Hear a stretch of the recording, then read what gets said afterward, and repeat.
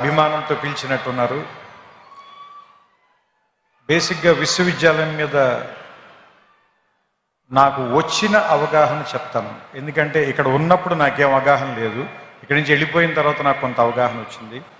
So ఇన్ని సంవత్సరాల్లో నేను అర్థం చేసుకుంది కొంత, ఇక్కడ నేను ఇంకా ఏం నేర్చుకుని ఉంటే బాగుండుండేది అని నాకు అనిపించింది కొంత మీకు చెప్పే ప్రయత్నం చేస్తాను. దానివల్ల మీకేమాత్రం ఉపయోగం కలిగిన, కొద్దిగా అయినా మీ ఇంట్రాస్పెక్షన్కి అది ఏమైనా పనికొచ్చిన, మీ ఇన్సైట్కి అది ఉపయోగపడిన, I will be very happy.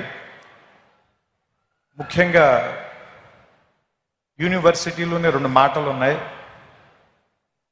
Diversity ఒకటి ఉంది, యూనిజాన్ ఒకటి ఉంది. సో చాలా విభిన్నమైనటువంటి ఆలోచనల్ని ఒకే చోటకి కలిపి తీసుకొచ్చే ప్లేస్ని యూనివర్సిటీ అంటారని నా ఉద్దేశం. సో ఇక్కడ చెప్పడం కంటే కూడా మీరు నేర్చుకోవటం మీద ఎక్కువ ఆధారపడి ఉంటుంది. ఎందుకంటే నాకు సంబంధించినంత వరకు విద్య అంటే ఎక్కడో ఉన్నదాన్ని, లేదంటే మీకు కనబడం దాన్ని మీకు తీసుకొచ్చి ఇక్కడ నేర్పించడం కాదు. మీ ఎదురుకుండానే ఉన్నదాన్ని మీరు అప్పటిదాకా ఆ దృక్కోణంలో చూడడం, దాన్ని మిమ్మల్ని తీసుకొచ్చి అక్కడ నుంచోబెట్టి చూపించటం. నాకు సంబంధించినంత వరకు నేనైతే ఇలా అర్థం చేసుకున్నాను. ఎందుకంటే మీరు అబ్జర్వ్ చేస్తే ఫిజిక్స్లో ఒక సూత్రం ఉంది, చాలా బేసిక్ సూత్రం, E=mc². దాంట్లో ఆయన ఏం చెప్తాడంటే, ఒక ఎనర్జీని మీరు సృష్టించలేరు, ఎనర్జీని నాశనం చేయలేరు.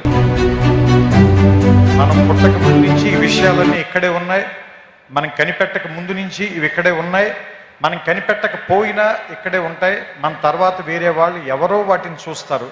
సో మనం చూడటంలోనే తేడా ఉంది తప్ప అవి ఉండటంలో మాత్రం ఏ రకమైన తేడా లేదని నాకు అనిపిస్తూ ఉంటుంది.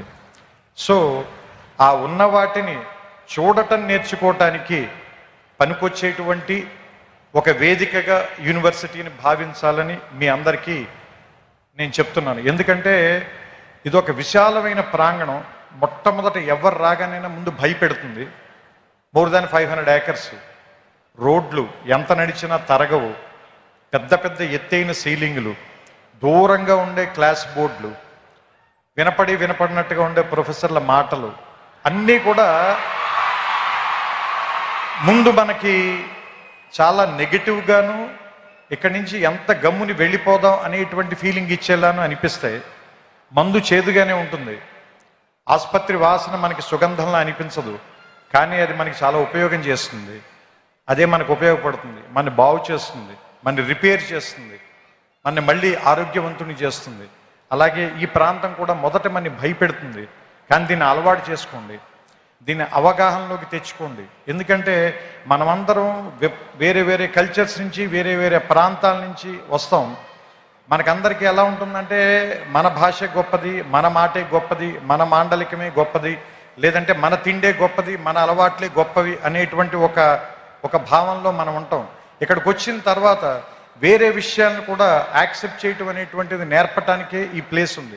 అందుకే దాదాపుగా మోర్ దాన్ 130 కంట్రీస్ నుంచి ఇక్కడికి ఎందుకు జనాన్ని పిలిపిస్తారు, వాళ్ళందరికీ కూడా ఎందుకు ఈ ప్రోగ్రాంలు పెడతారు, వాళ్ళందరినీ కూడా ఇక్కడికి ఎందుకు కలుపుతారు అంటే, ఫస్ట్ అందరినీ కలవటం మూలంగా మీకు చాలా విషయాల మీద మీకుండేటువంటి ఆలోచనలో మార్పు వస్తుంది. కాబట్టి కలవడం మూలంగానే గెలవడం అనేది జరుగుతుంది ఏ మనిషికైనా సరే.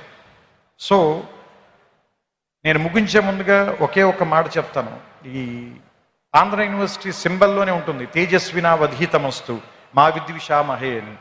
సో ఈ తేజస్సుతో కూడినటువంటి విద్య మీ ధీశక్తిని మరింతగా పెంచాలని, అసత్యం నుంచి సత్యం వైపుకి నేర్చుకోవటం మూలంగా మనం అందరం కూడా మృత్యువు నుంచి అమృతత్వం వైపుకి ప్రయాణం చేసేటువంటి ఒక అద్భుతమైనటువంటి మీ జీవితాల్లో ప్రయాణానికి ఈ విశ్వవిద్యాలయం అనేటువంటిది తొలి మెట్టు కావాలని, ఇక్కడ అడుగు పెట్టిన దగ్గర నుంచి మీ ప్రయత్నం ఎక్కడెక్కడికో వెళ్ళాలని. ఎందుకంటే నేను ఇక్కడికి వచ్చిన తర్వాత ఫిజిక్స్ చదువుకోవడం కంటే పోయిటరీ ఎక్కువ రాశాను నేను. ఇక్కడికి వచ్చిన తర్వాతే నేను ఆ లైబ్రరీలో సైన్స్ పుస్తకాల కంటే నేను తెలుగు సాహిత్యం ఎక్కువగా చదివాను. సో నాకు ఏదో రకంగా ఈ విశ్వవిద్యాలయం ఒక విషయం నేర్పింది. దాంతోనే నేను ఇప్పటిదాకా జీవితంలో పోరాటం చేస్తూ వస్తున్నాను. సో మీ అందరికీ కూడా మీకు నచ్చినటువంటి ఒక ఆయుధాన్ని తయారు చేసే కర్మాగారంగా ఈ విశ్వవిద్యాలయం మీకు అందరికీ ఉపయోగపడాలని. ఎందుకంటే ఇక్కడ ఉన్నటువంటి పైన ఉన్న డిగ్నిటరీస్ అందరూ కూడా ఒకళ్ళు వ్యాపార రంగంలో, ఒకళ్ళు రాజకీయ రంగంలో, మరొకళ్ళు ఏమంటారు దాన్ని దేశ విదేశాలకు వెళ్ళి రకరకాల ప్రాంతాల్లోకి వాళ్ళ తాలూకు ధీశక్తితో ముందుకు వెళ్ళారంటే వాళ్ళ ప్రయాణం మొదలుపెట్టినటువంటి మొదటి ప్రాంతం మాత్రం ఇదే.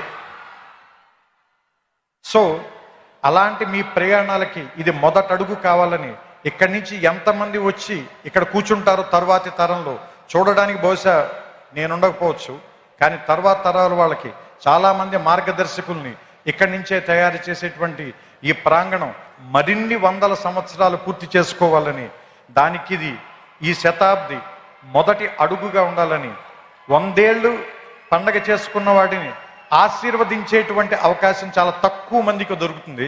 అలాంటి ఆశీర్వాదాన్ని నేను చేస్తూ ఈ మాటల్ని ముగిస్తాను. శతాయుష్మాన్ భవ ఆంధ్ర యూనివర్సిటీ. నమస్కారం.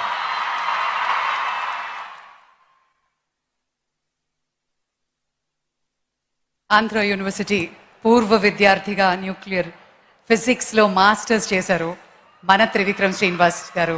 థ్యాంక్ యూ అండి, thank you very much. Ladies and gentlemen, it now gives me great pleasure to welcome the Honorable Minister for HRD, IT, Electronics and Communication, Real-Time Governance, Government of Andhra Pradesh, Sri Nara Lokesh Garu, to deliver his speech.